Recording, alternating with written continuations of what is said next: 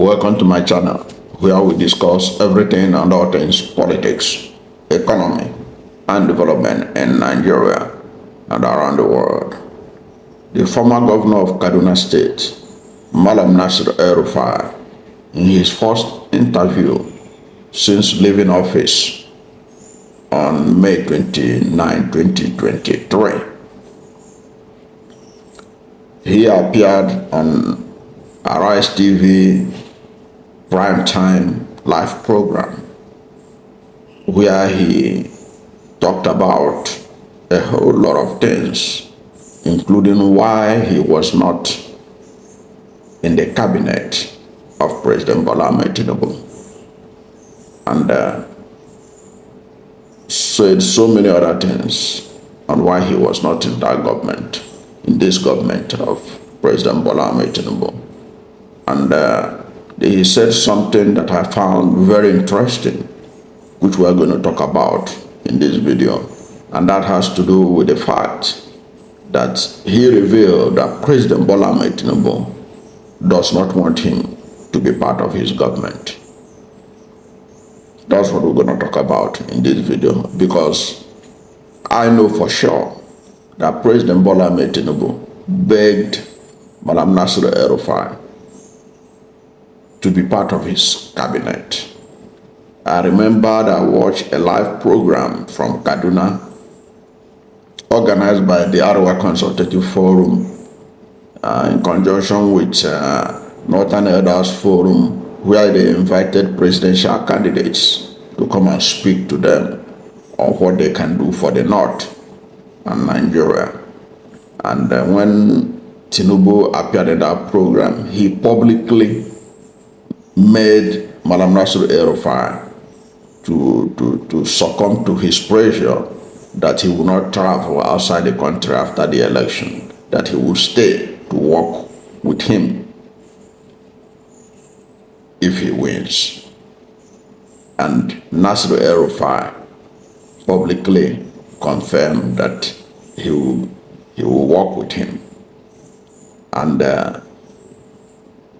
eventually, when Tinubu was sworn in as president on May 29, 2023, he nominated 48 people for ministerial positions, including Malam Nasiru El-Rufai. But the Senate rejected Malam Nasiru El-Rufai and two others, citing security reasons. And the president of the Senate, Godswill Akpabio, explained at that time that the rejected nominees would be subjected to further security checks, urging them to take the matter to the president, that's President Bola Ahmed Tinubu. Now, after his rejection by the Senate, El-Rufai later told President Bola Ahmed Tinubu that he was no longer interested in being a minister. So the interview he granted on Monday, February 24, I think,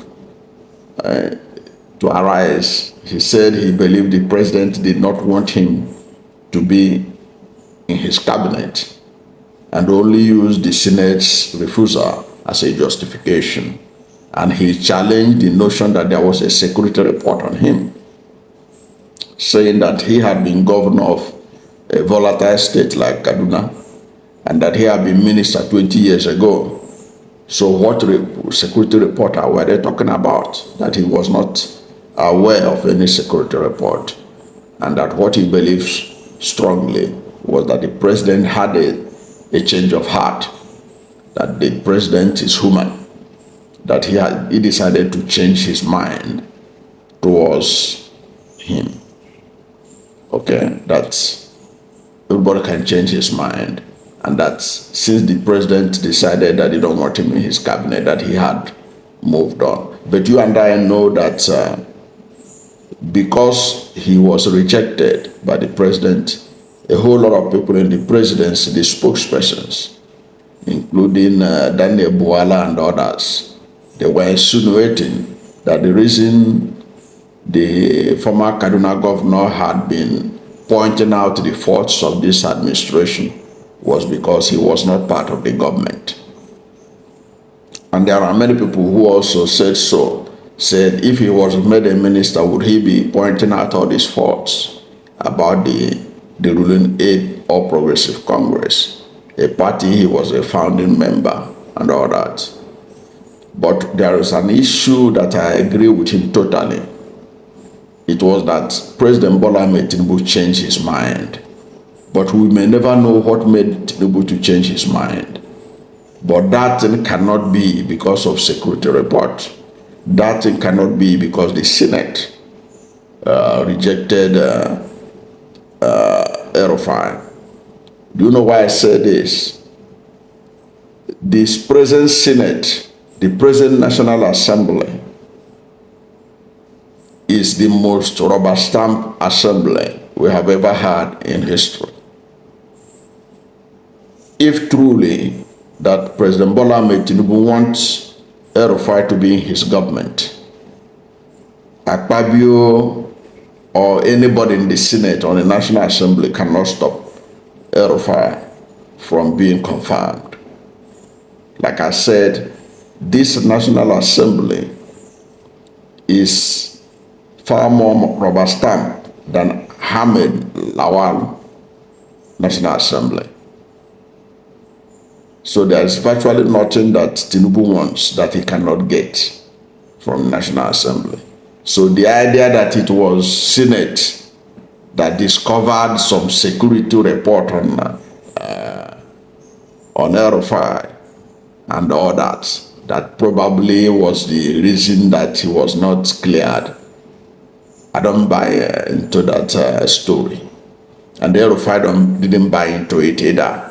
That was why he was insisting that the president changed his mind. It wasn't that Senate scrutinized his background and found him unworthy because of any security reason. And I totally understand that. I totally agree that Tinubu changed his mind. He may not tell us who made him to change his mind. Because like I said, I was among those who watched it live when Tinubu was begging El-Rufai to stay behind and talked about the power sector and all that needed people like El-Rufai. So that issue had been settled now.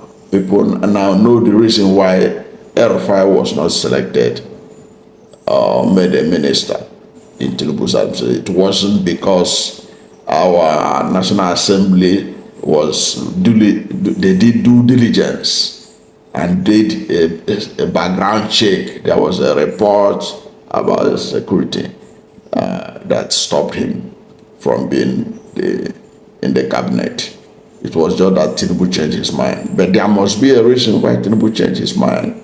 We may never know the reason until in future, when Tinubu will write his memoir. He may tell us, he may tell the world why a man he begged in the presence of the whole world that watched that live telecast that he should stay behind. He turned around to reject the same man over alleged rejection by the Senate. A Senate that you and I know is a rubber stamp. A Senate that is ready to do the bidding of the president, just like the former Senate led by Ahmed Lawal. But this one was even much more beholden to the executive, that if truly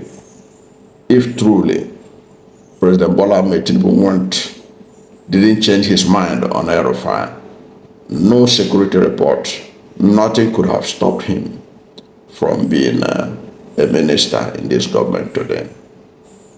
But is that why he is angry with the party? He has said he was not angry with the party. He was only pointing out the obvious failings of the party. And he pointed out the obvious failings of the Tinubu administration.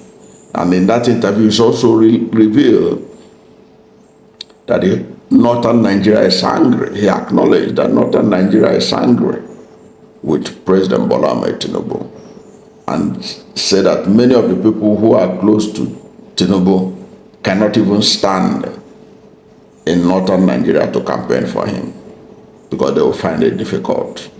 So that's how things has deteriorated between 2023 when he fought for Tinubu to be president and what is happening presently. He claimed that the North is feeling a lot of alienation, but he also said that what is happening is not that Tinubu appointed mostly Yorubas, which he said that it was an issue, but he said that Tinubu appointed mostly his boys, not necessarily because they are Yoruba, but they are basically his boys, and that many other Yoruba states, many other Yoruba people also feel alienated by his administration. But that is subject of interpretation. What many Nigerians will agree is that, like Chekwasoko pointed out recently, Tinubu was even worse when it comes to nepotism than Buhari. That's what Chekwasoko said. But there's a general consensus that the APC administration, right from Buhari and Tinubu, had been the most nepotistic administrations that this country had ever seen. And you and I know that Obasanjo administration was the most nationalistic, followed by Jonathan administration. The rest had been so parochial, so ethnocentric, so religious-centric, that left everybody wondering, what is the future of Nigeria with this kind of leadership going forward? I don't know what you think about El-Rufai's explanation why he was not in the Tinubu's administration. What do you think about this? And how do you assess my explanation that if truly Tinubu wanted him to be in that government, no security report would have stopped him from being in the government? And that indeed El-Rufai was right in claiming that Tinubu don't want him. Tinubu had a change of heart or a change of mind in having him in his cabinet. What do you have to say about this? Let's hear from you at the comment section. Thank you for watching this video. And if you are new to my channel, you have not yet subscribed to my channel, please subscribe to my channel, hit the subscription button, hit the notification bell. When you subscribe to my channel and hit the notification bell, anytime I have a new video, you'll be among the first to know. God bless you. And please don't forget to like this video, because when you like it, God will rank it high and recommend it for more people. Thank you, and God bless you and yours.